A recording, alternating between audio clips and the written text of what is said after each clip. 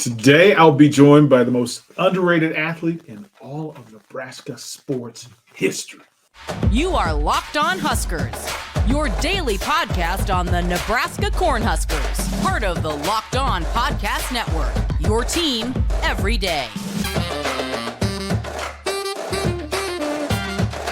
Welcome to it, everybody. DP, Derek Tristan, 93.7 Ticket, Lincoln, Nebraska, home of the Fighting Huskers of the University of Nebraska. Lincoln, thank you for joining us on Locked On Huskers. The first stop, first watch, first listen each and every single day on the Locked On Sports Network. Greatly appreciate the folks from BetOnline. We thank our partners for making this thing happen each and every single day. BetOnline, where the game begins, and we appreciate them. Again, they rolled it up this week.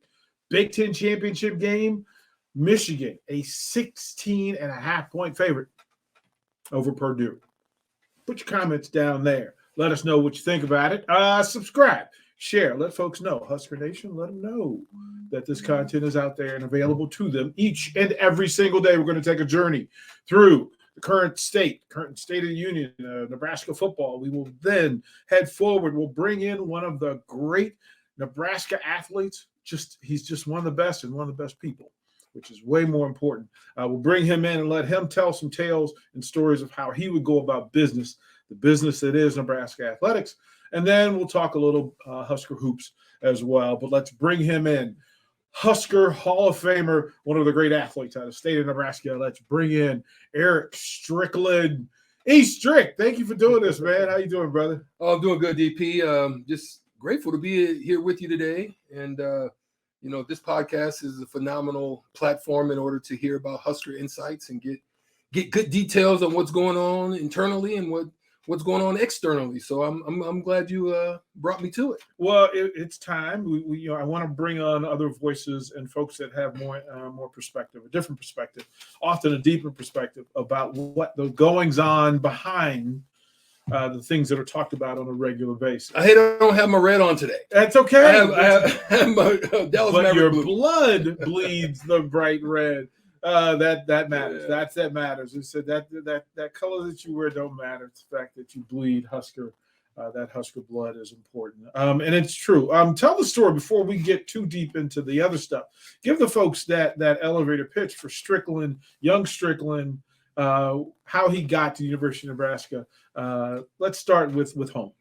Well, starting with home, as a young player up at Bellevue West, three-sport athlete, all-stater, I'm looking at the totality not only of the program, but I'm also considering what is next. Because my father did a good job. My father, Matthew Strickland, he was a lieutenant colonel in the Air Force. He did a really good job of helping me to see different elements of not only the recruitment process, but also the aftermath and what goes on after it, right? So I'm looking at the totality of everything involved in the recruiting process for me. Being a hometown kid, I wanted to get it done early. I didn't want to wait until the last minute. I wanted to be able in my senior year to just be able to focus on the craft, to get it all done in that aspect without any worries, concerns, just be able to focus and not have all the calls and all the different messages and all the different. We didn't have the messages. Now they get the text messages. But we used to get the mail and all that stuff. I didn't want to have to deal with the calls.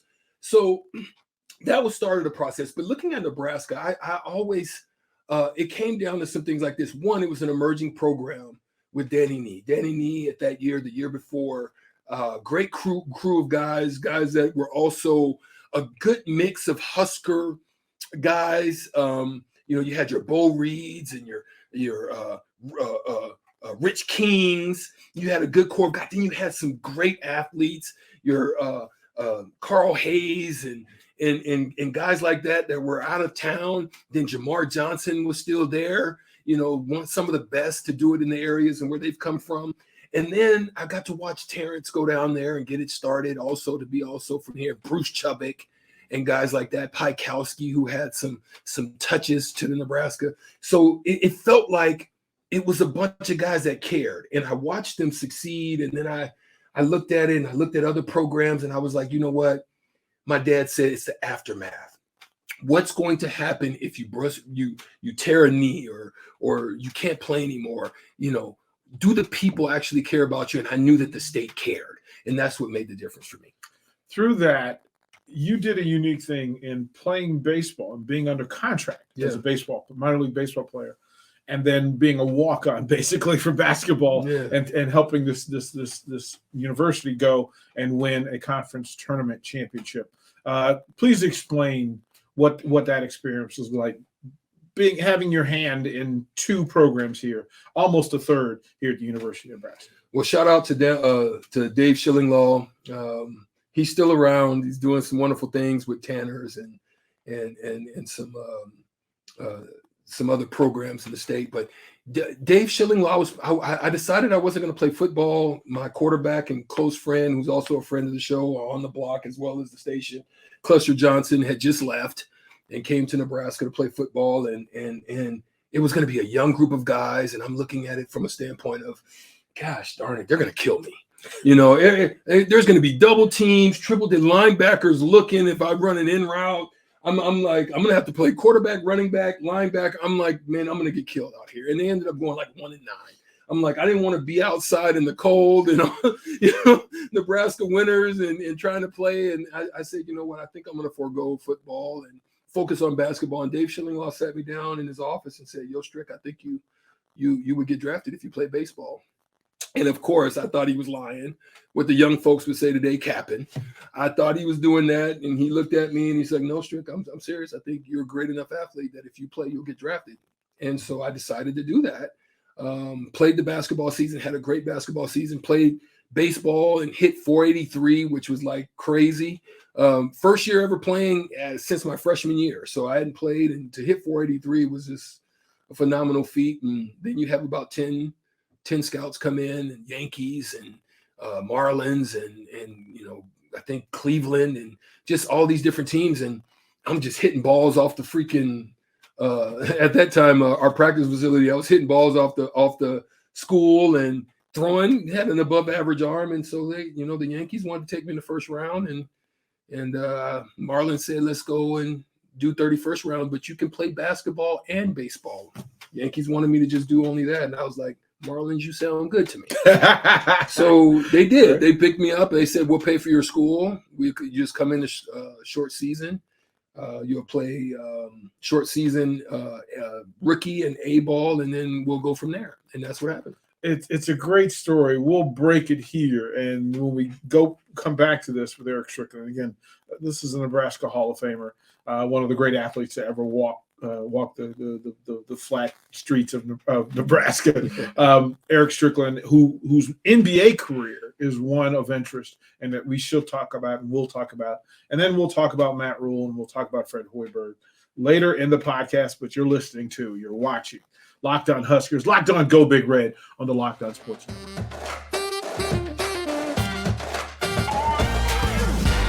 DP with the Hall of Famer, Erick Strickland. Again, the NBA notoriety and celebrity is one thing, but people miss the story sometimes that this young man actually walked on to basketball because he was under an agreement with the Marlins for baseball. And that's a great story, and could have played football as well.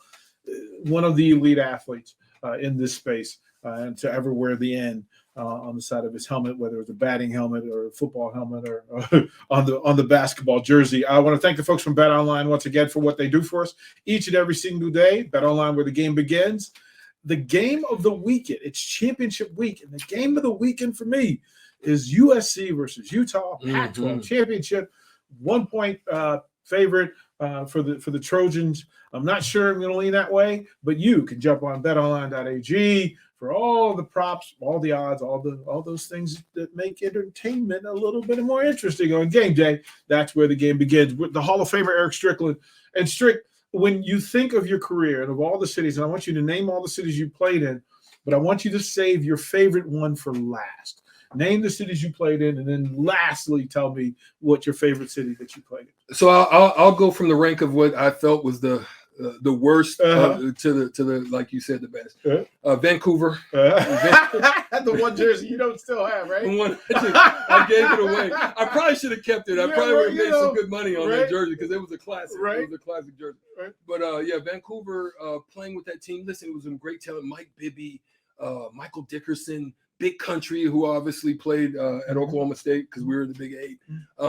Solid young talent. Just Stromiles Smith, one of the, he hit you with the Cajun at LSU. He goes to the heavens with it. Yes, sir. Great young talent, but just couldn't get it over. And I think just the organization as itself was just bad. Then go down from there. I would say Milwaukee, not because Milwaukee wasn't a good place. I just think that Terry Porter, he was trying to find his way. He was trying to figure out how to be a good coach, coming off being a great point guard. And but we had some great talent. I got to play with Michael Redd and Desmond Mason, who also played at Oklahoma State, and then also Tony Kukoc and I were probably the oldest guys on the team at that time. And then you go down from there to Indiana. Isaiah Thomas was my coach. Got to play with the great Reggie Miller right before they had the Malice in the Palace, that crew. I wasn't in that group, but AKA Meta World Peace, Ron Artest, and the young Jermaine O'Neal and that crew, underrated, man, just guys that were phenomenal. And then we'll go 1A and 1B is I had the most fun at Boston. Boston with Paul Pierce and Antoine Walker, Kenny Anderson, a group of hodgepodge guys just with a grit and grime, and Eric Williams. We just got after people, ended up with the second best record in the East. That team went to the conference finals, lost to in 6 to Jersey and Jason Kidd led team. And then in Dallas. And I like Dallas probably the most. It was probably the best time in the career that I had.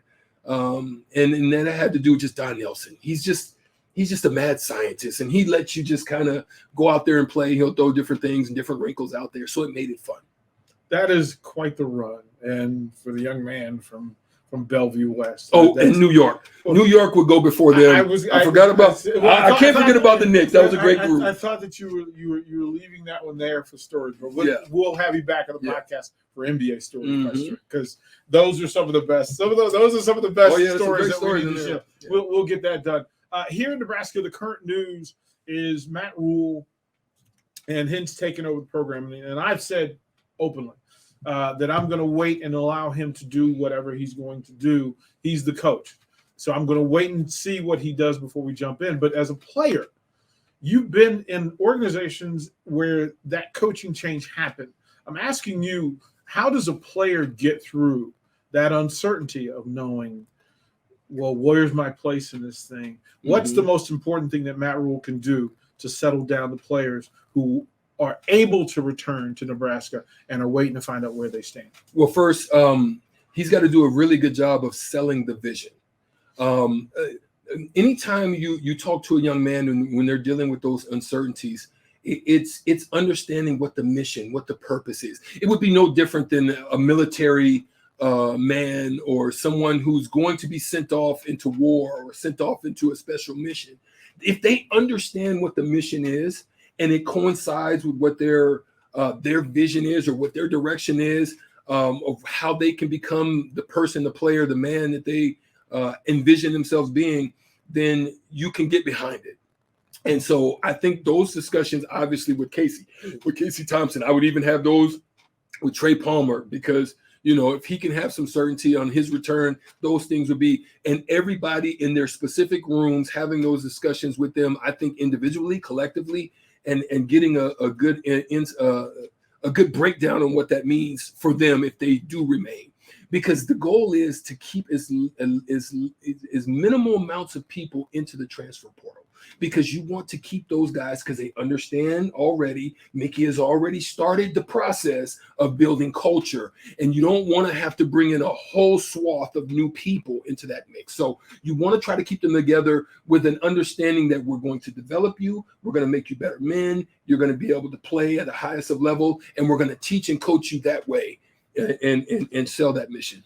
Having moved around from place to place, or been a place where coaching changes happen, you build a loyalty as a player to the coach that was there.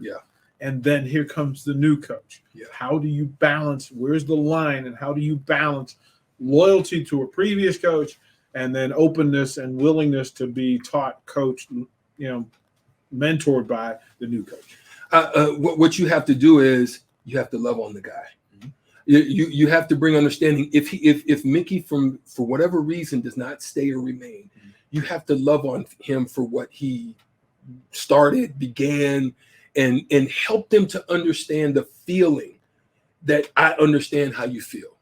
You know, Mickey is well beloved. We care a lot about him. We hope that we can stay. He could have stayed, but unfortunately, whatever reasons that may come up about that's just wasn't able to happen. So I think you can't come in with a brazen attitude of, you know, I'm the new guy in town, I'm the new sheriff, because some people might still be loving on the old regime, the old guy, and loving on what he was starting to build.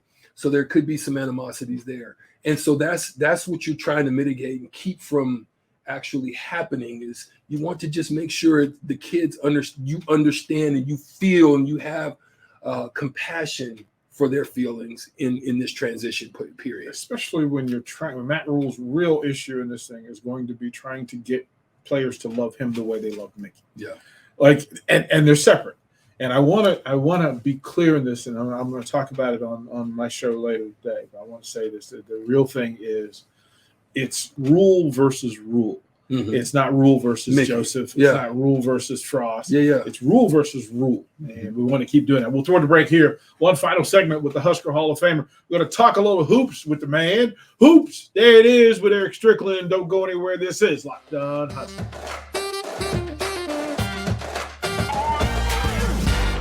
Final segment, when you get time with a Husker Hall of Famer, a guy that played in the NBA and traveled around the league, and he knows it, but he spent time on the floors with skin burns and knee burns and elbow burns over the Vandy Center, over the old building.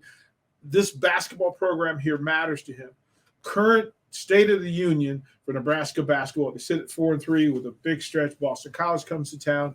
Where does it stand? Give us the Erick Strickland state of affairs for Nebraska basketball. One of the things that I've seen is you've definitely seen some progression. You've seen areas that were deficient in rebounding, defense. You've seen areas get better, and that's all attributed to buy-in. That's attributed to leadership. That's attributed to the guys wanting to have a successful run. You saw just areas where they struggle because they're a long team, but no traditions in the areas of point guard, so to speak. They were missing one of the integral pieces of their team in Derek Walker, who then returns and shows why it's important for him to be a part of the team. So now it's a matter, I think, and I talked about it yesterday on the block, on our show here at 93.7 The Ticket. It's like a writer that writes a good song, right? There's 3 points to it. One of those songs it still needs some work. You put it to the side. Another part of the song maybe is just it just irks you. You throw it out. And then there's that part that you just really are just honing in on that you're dealing with now. I think that's what's going on now. They went back to the drawing board and they're having to figure out how they can use the blessing that Derek Walker can bring to them to alleviate some of those stresses by not having a point guard. So how can we run different things through him? How can he help us in relieving some pressure? How can he's a great passer. How can we take advantage of his shot percentage numbers at almost 70% right now? How can we do those things? And those are the things that they're trying to, I think, work on pinning the right music to make the right song. It's going to be an interesting run. I'm happy for their performance in Orlando to see how they handled friction against a really good Oklahoma team that ended up being the tournament's best. Then taking on Penny Hardaway's Memphis team, physical with all the physical, amazing floor to floor, end of the floor athletes that they have, and then finding a way to be successful against Leonard Hamilton's Florida State team, which is always a well-coached team. No matter what the talent level is, they're going to be well-coached. They get to come home. They'll face Boston College, and then they got to kind of jump to the vault, right? You got to jump into the pit with Creighton, Indiana, Purdue. I don't think they'd have any other way because it's just an opportunity for them with nothing to lose, just to play free, get better from game to game, and read that mantra that sits at the football wall day by day, get better and better. That's Erick Strickland, the Husker Hall of Famer. Kind sir, greatly appreciate for you doing what you do and bringing this content to the folks. For all you folks from Locked On Huskers, Locked On Go Big Red, and the Locked On Sports Network, we greatly appreciate you. Strickland, we always close it with the 3 words that mean so much. Go Big Red!